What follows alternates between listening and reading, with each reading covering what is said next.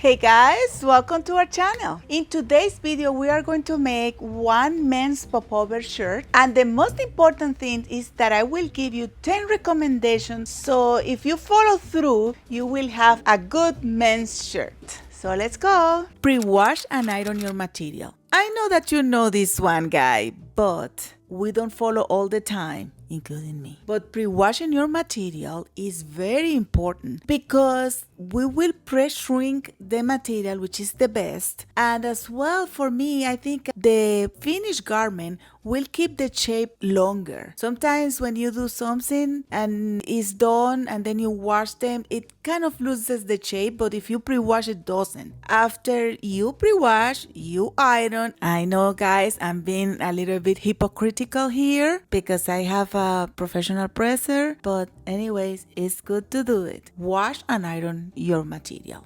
2. Make a sketch. It's very important that you make a sketch. You know, it doesn't have to be anything fancy, but the sketch will allow you to see it. Of course, if you are following a pattern, then the pattern has their own sketches, so, you know, you can just see the pictures of the pattern. 3. Make a cardboard template for the pocket. So here you go. I did a cardboard here. I draw my pocket in the cardboard and then I cut it. And now what I'm gonna do, I will transfer in the material. I left the line for the hems and I just draw it. Now I'm gonna mark the seam allowances. I learned to do that when I was really young. Well, not so young, but young enough.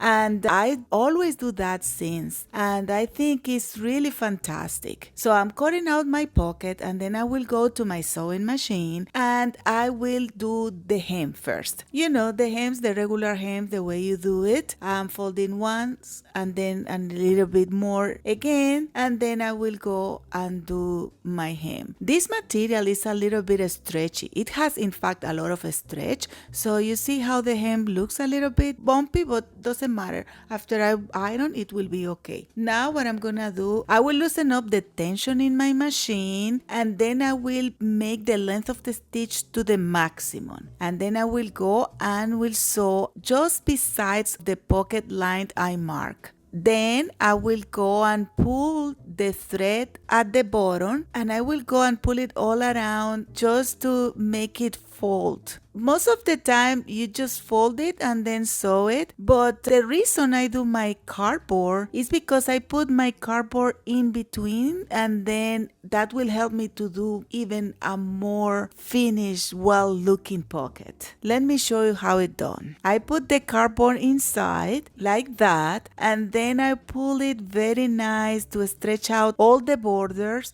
and then I will fold. If you pull the thread too much, you just pull it out again, and if you didn't pull it enough, pull a little bit more. So you see the thread will make it fold inside and you accommodate all your corners and then iron it. If the pocket is completely straight all the way, you probably don't need to make the stitch, but anyways, I always do it because I found it fantastic. I cut it where the curve is just to make accommodate better the seam allowance, and then I iron everything, and look at that. You have a great pocket. And the thing is, today I'm using one pocket, but when you have two, you make sure that your two pockets are completely identical.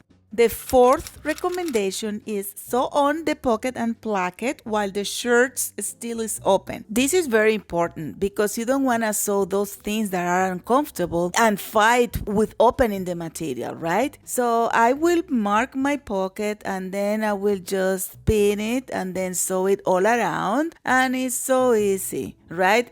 You don't know how much trouble I got in the past because of this simple concept. You know, I wasn't thinking about it. I always said, oh, let me put the pocket at the end. But really, it's better to put it at the beginning. Know your measurements and your customers. So in this case, I know that my customer like very well fitted shirt. I took his measurement and then I just calculated more or less the ease for movement around 1.5 inches. And you know, I make sure that my garment just before I try it on him will have this measurement. Anyways, the fitting process is to correct all the measurements. So if you need to correct, use all your pins. Don't be shy. Use one sleeve only during fitting. This I always do it because sometimes the sleeves hide the defect that your armhole can have. One sleeve, you know how it looks, and with the other, how your armhole is constructed. And if you need to correct anything, you have the chance to see it clearly.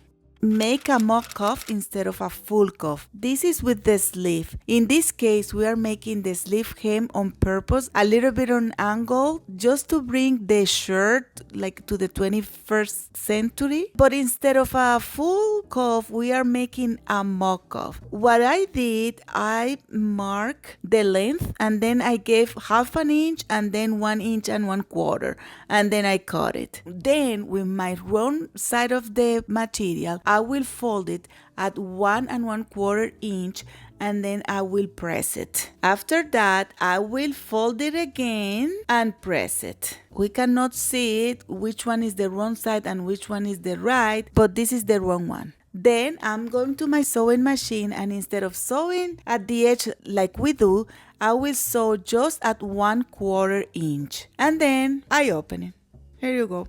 It's done. You see, you don't have a real cuff, but it looks like one, and it's not heavy, and it looks fantastic on sleeves. Then I'm going and press it better, a little bit open, and this is the way it looks. Looks great, huh? It looks really good. I love it. Trace a guideline to attach the collar. You know, the steps to make a collar is basically the same all the time. You first go and sew the one part, like where it's supposed to be the hem, before sewing the other two parts. But I will show you a good trick that I picked up when I was learning how to do men's shirt. So you sew your two parts. In this case, I'm going to make a Nehru collar. So I just have this part, and I sew them together, and now I'm going to snip the rounded material so it can fold very well, and then I'm going to do my understitch. Remember that the understitch are so good when you don't want to expose the material inside. Then I'm going back to my table and I will mark the edge of the first folded side, you see? And then I will mark 1/4 inch from seam allowance, because it's not good to have a big seam allowance in a collar. It's just not good. And then when I mark it, after that, I will cut it out and leaving just the 1/4 inch. And here you go, my trick. My trick is to mark where the top end, and that will be my guide to sew to the other side in my shirt, so they will be exactly in the same place for me to sew it.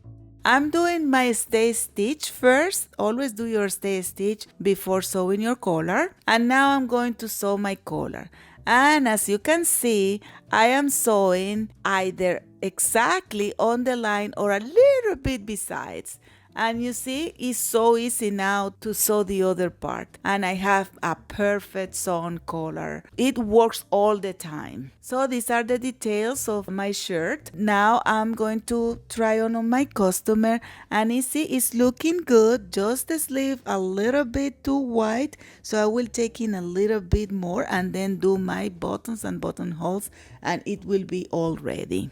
Include a handmade detail if possible. In this case, my good friend is doing for me these great buttonholes. He's going to do it by hand. Of course, I can do it by machine, but I just wanted to put something nice. I use color buttons too. And finally, present your hard work. After all your hard work and details, don't let it go to waste. Don't hand it over all wrinkly. Make an effort to press it well and present it well. Now with the consumerism and fast fashion, we have lost touch with good customer service and care. So when you go above and beyond, your customer appreciate it and will return. Now the shirt is all done. These are the results. It's all nice and good. The material is a little bit thick cotton with a stretch. I hope that you can appreciate it.